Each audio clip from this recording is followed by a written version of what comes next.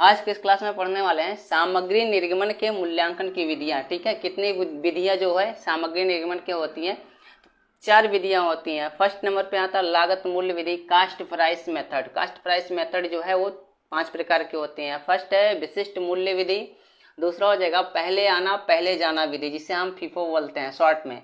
तो तीसरा हो जाएगा बाद में आना पहले जाना विधि, जिसे लिफो बोलते हैं। चौथा हो जाएगा उच्च मूल्य का माल पहले जाना विधि, जो उच्च मूल्य का माल होता है उससे पहले निर्गमित कर दिया जाता है। चौथा हो जाएगा आधार स्कंद विधि। ठीक है, ये हो गई लागत मूल विधि के 5 प्रकार। देखो ऐसे विधि को बता देते हैं कितनी प्रकार निर्गमन की कितनी विधियां होती हैं।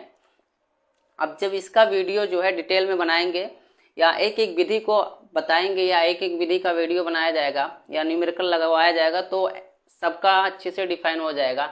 ठीक है, वैसे हम बता दे रहे हैं कि इतनी विधियां होती हैं। औसत मूल्य विधि में आता क्या है, एवरेज प्राइस मेथड। इसमें जो है सामग्री का मूल्यांकन या निर्गमन जो है औसत मूल्य पर निर्गमित किया जाता है। सामग्री को औसत मूल्य पर निर्गमित किया जाता है।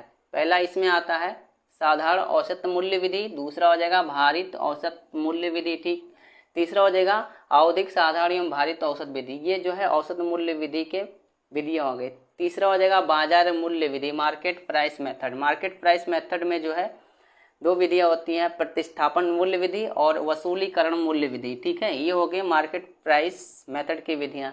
चौथा हो जाएगा काल्पनिक मूल्य विधि, नेशनल प्राइस मेथड। इसके जो है 3 विधियां होती हैं। पहला मानक मूल्य विधि, दूसरा हो जाएगा मूल्य वृद्धि विधि और तीसरा हो जाएगा पुनः उपयोग मूल्य विधि।